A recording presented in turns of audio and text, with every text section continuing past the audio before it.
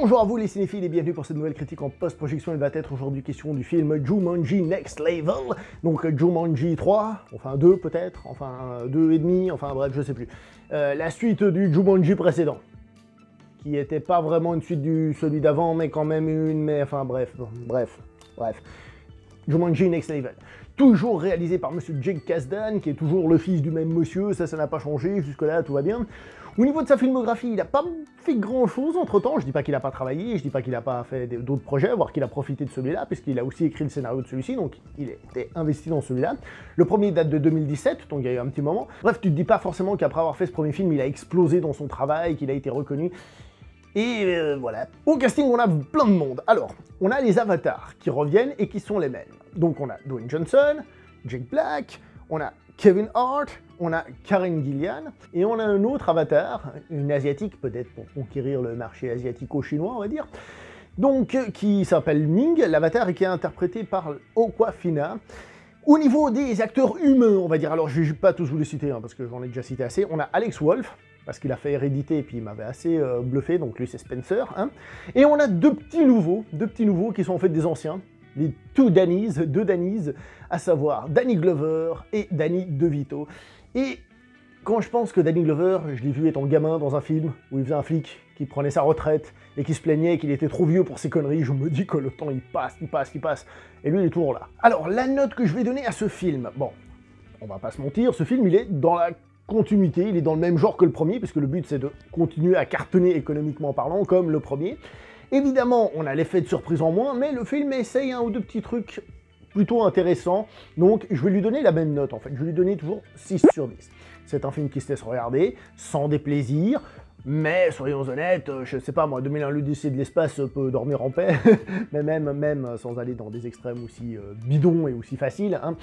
Le film en lui-même est distrayant, mais c'est pas non plus un gros film qui va vous marquer, voilà, tout simplement. Alors tout d'abord on va parler des effets spéciaux pour dire qu'ils sont très bons. Ils sont très bons dans le sens où même parfois quand tu peux te dire ah ça fait fake ou c'est fait par ordinateur machin truc, contrairement à d'autres films que je ne citerai pas, on n'a pas trop l'impression que les acteurs sont perdus comme ça, qui tu sais pas ce qu'ils regardent, c'est-à-dire regarder un truc comme ça, oh c'est impressionnant, puis en fait tu vois clairement qu'ils sont pas du tout en train de regarder, on n'a pas du tout cette sensation là. Donc moi je trouve que les effets spéciaux sont personnellement très réussis, voilà, tout simplement.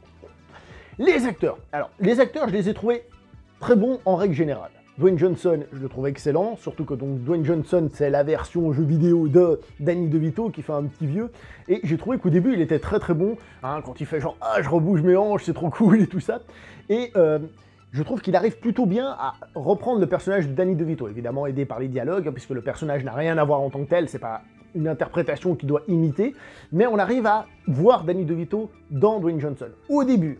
Après, peu à peu, je trouve que ça se perd un tout petit peu quand même. Mais pour faire un prix de groupe, parce qu'il y a beaucoup de monde, les acteurs en règle générale, honnêtement, ils sont bien dans le film, il n'y a pas à chier.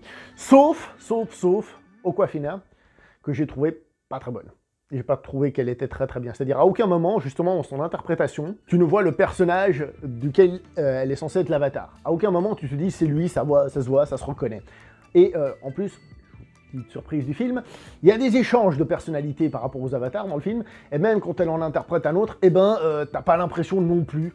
Pourtant, son interprétation n'est pas tout à fait pareille entre quand elle fait l'un et quand elle fait l'autre. Donc, il y a bien un changement, mais à aucun moment j'ai réussi à ressentir ça. Donc, personnellement, c'est le point faible du film niveau interprétation, mais bon, c'est pas... Voilà. Au niveau du scénario, mais surtout de l'histoire, faut dire les choses comme elles sont, ils se sont pas foulés, hein. C'est le même que le film précédent, voilà. Nouvelle aventure, et puis 2-3 petits changements par-ci par-là qui donnent de la saveur. Ça, c'est sur l'histoire en tant que telle. Qu'est-ce qu'on a? Au lieu d'avoir que des jeunes, cette fois-ci on a des jeunes et des vieux. Et alors, le film a plusieurs défauts au niveau de son histoire, et je parle d'ailleurs dans le monde réel, hein, avant de rentrer dans le jeu, il y a plusieurs moments où il y a des trucs qui sont pas logiques, ou qui s'enchaînent un peu trop facilement. Par exemple, les gens ils sont là, oh, il a disparu, oh bah tiens, il est retourné dans le jeu. Ouais mais attends, retourner dans le jeu les gens. Et si vous faites la démarche de retourner dans le jeu, vous savez que vous allez risquer votre peau, hein. Donc vous risquez de mourir. Donc je veux bien qu'en effet, il ait l'air d'être rentré dans le jeu, mais vous voulez pas vérifier d'abord, être sûr et certain qu'il est bien dans le jeu avant de vous jeter là-dedans? C'est un petit exemple, mais il y a plein de petits trucs comme ça, des petits trucs un peu dérangeants. Bon, c'est pas gravissime, en plus c'est l'intro, on s'en fout un peu. Non, on s'en fout pas, mais je veux dire, le but c'est de rentrer dans l'action et d'y prendre du plaisir. Je sais que quand j'étais gamin, moi ces parties-là, elles me faisaient chier, moi je voulais que le film commence. Voilà, c'est tout.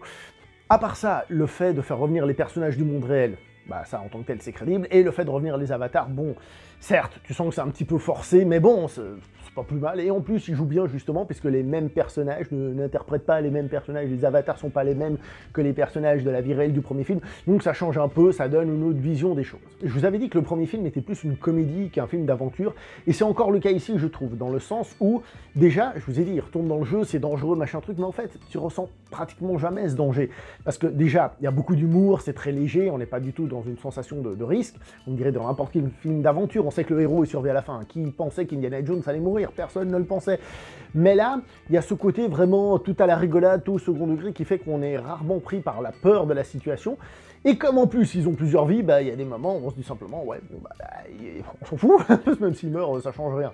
Voilà.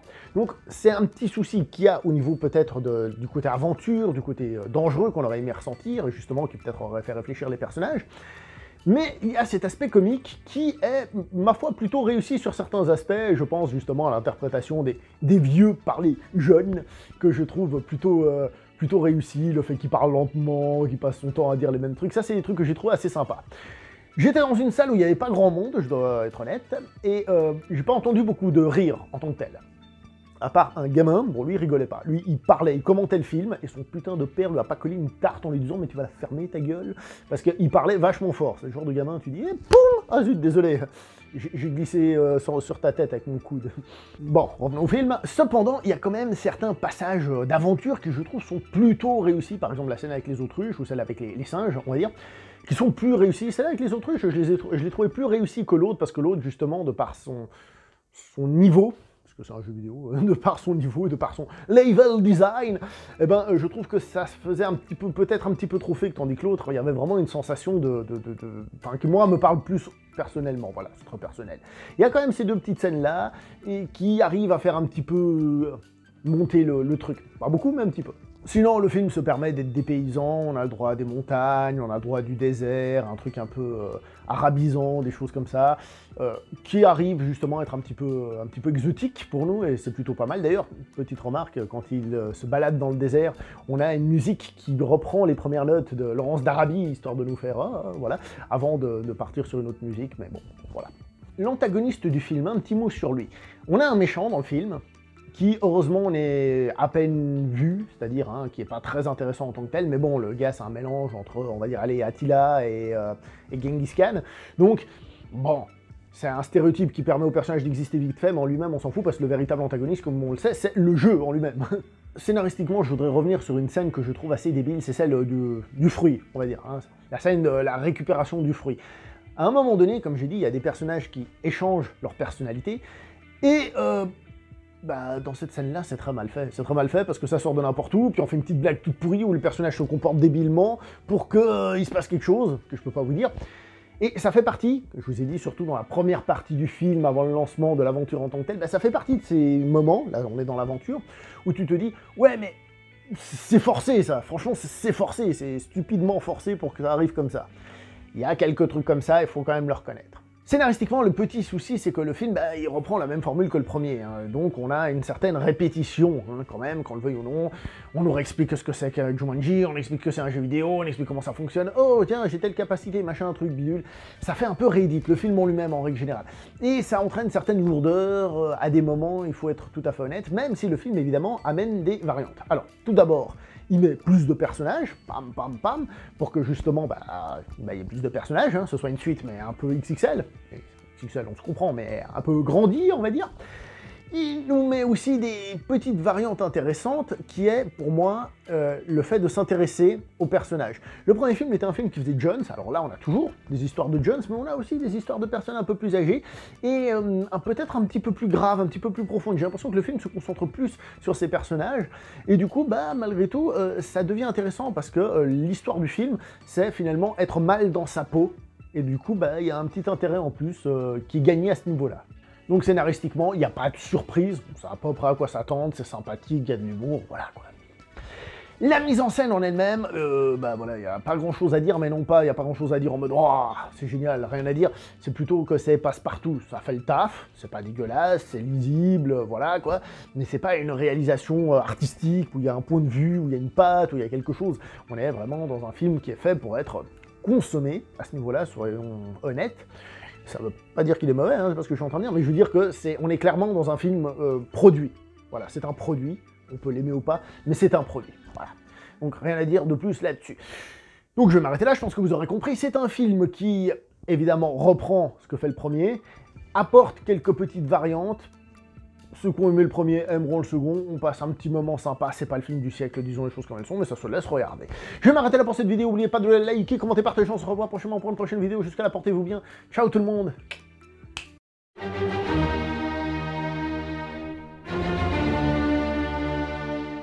Est-ce que j'avais tourné une conclusion dans les anciennes vidéos? Je sais plus.